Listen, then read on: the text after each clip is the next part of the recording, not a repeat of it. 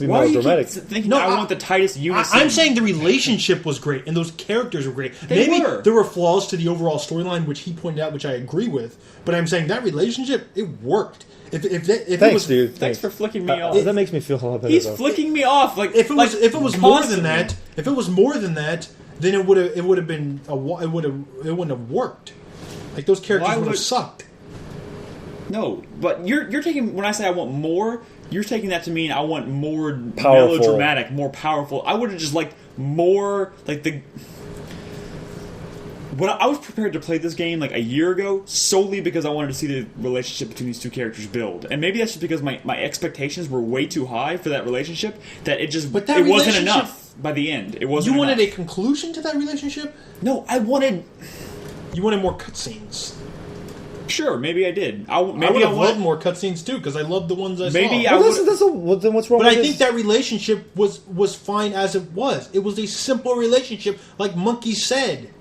That what he said was a metaphor for their relationship. It didn't have to be complicated. He didn't have to constantly be trying to run away from her or constantly trying to say, "I hate you because you put this enslaved headband on me." You know, that relationship developed very naturally and it went in a very realistic direction. It was simple, and that's what it was supposed to be, and it effectively executed on that. You know, it didn't need to get more complicated than what it was because that wasn't the point. Once again, you're confusing me wanting more complicated stuff with just wanting more of the same. But you're talking about wanting more just conversations about whatever? Sure. Like one of my favorite conversations was like not just the conversation they had when they left their town, but the conversation when they saw the fish and stuff. You wanted more of interactions like that. So that's just a. But how does that make it worse because you wanted more? Like you said, the story let you down. Like there's more character development in this game than there was in like Heavenly Sword, and you were saying that you liked Heavenly Sword's grandiosity. I think my expectations were just too high for the because I was prepared to play this game. I wasn't. No one even knew what this fucking game was. Except Nick did. I did. And I was looking forward. He was to this he was probably championing Ninja Theory for the longest time. The only problem. No, are you serious? Really? The only problem I had with this story, I think he had a boner first time he saw Nariko. The one moment in this game that I legitimately just wasn't a huge fan of. Not that I'm saying it was necessarily bad, but it just wasn't. Was the village scene, which the scene itself was fine, I guess. But the fact that scene was a predictable but absolutely necessary vehicle to show what they finally created: realistic human characters and their real emotions. Like you see more out of a fucking look in this game than you do in other games where they have. So let's talk about that. Let's talk about that. Fucking emotions. I'm sad. Okay, I'm angry. Let's talk about that. Then it was predictable, but it was necessary. So we're not going to have time for news. Let's talk about that then. The one thing that you see what he's talking about as far as Enslaved, the facial animations, versus Castlevania, where it's like not just Castlevania. but specifically in Castlevania because we've played it. It's the relevant game to compare to this holiday season.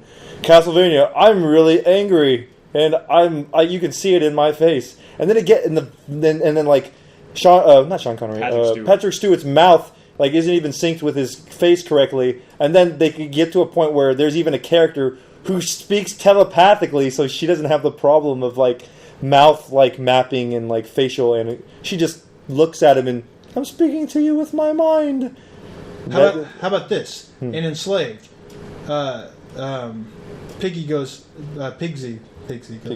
"Hey Trip, where's your dad?" And there was a look, and there was a look, and there was a look. And that's all the fucking scene needed. And any other game could have had text after text after text, and it wouldn't have meant even close to like what it meant in that game. And yes, it's predictable, but because you never see video game stories and characters like executed this well, like you got something different out of it because of what Ninja Theory does. Even though like the setting, the scene was predictable. How about this? That's what I'm saying. We compared it too much to movies, saying I've seen that a lot in movies. Those looks in movies, but you don't see them in video games. How about this? That whole scene at the end where you're on that giant spider thing or whatever, and that was just a big action sequence. What I'm saying is, I think I would have gotten more out of this game if that whole last sequence was built more around platforming and I'm just trying to think, platforming and like that character or that character relationship there, then I would have been happy with more of that in the end than that entire like fucking spider fucking. But again, that's just sequence. It's. But what does that mean? They made the game as it is. I mean, obviously they're much better at. I mean, what Ninja Theory excels at is making, you know, like the cutscenes and characters be believable and real, and like making us care about them. But they still had to make a game here. Yeah. I mean, and making those cutscenes, especially hiring, you know, like doing all the mocap and the acting, what they do, you know, with like Andy Serkis and other actors, like that stuff's insanely expensive. You can't just make an entire game that's that. I think maybe if Ninja Theory had the budget of Heavenly Sword, maybe it could have come closer to like having more of that. But at the end of the day, it's still got to be a game.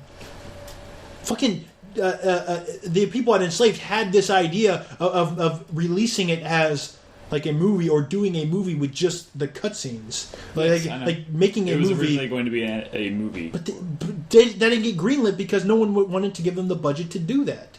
It's not their fault. The thing is, I'm not going to hold it against the game because I wanted more. Just like within Brutal Legend, I like the cutscenes and the characters in Brutal Legend, but I'm not going to say, you know, like this game is shit because I wanted more of it. The fact that I wanted more of it is a testament to its quality, not its problems. I would say I can honestly say I wanted more of that in Brutal Legend. Yeah, speaking of Brutal Legend, I want that game. But the problems with Brutal... I actually, you know, surprisingly, I like that game. Me too. I have some good, like... I was thinking about replaying it as story, but it's because of the story. Because it's not because me remembering boss battles of like, oh man, remember that one boss where I just hacked at him for like 30 minutes? You know, like had the last boss been like difficult and I had to fight him multiple times, I wouldn't give a shit about the game. I'm not going to say like the characters Olivia. Or the interactions in Brutal Legend let me down because I wanted a hell of a lot more. They did let me down because I wanted a hell of a lot more. But so you don't want a sequel? I understand. You want a sequel because you want more of that, just like we wanted a sequel to Brutal Legend. But I understand. Yeah, I understand Brad's argument on this. I do. I really do. I really 100%. And I'm sorry that I'm not. I am sorry. I'm not saying you always disagree with me. I apologize to you that I do not like agree. Like I'm not stressing it as much as you are. I'm sorry, Brad. I'm sorry. If everybody were like you, I feel the like world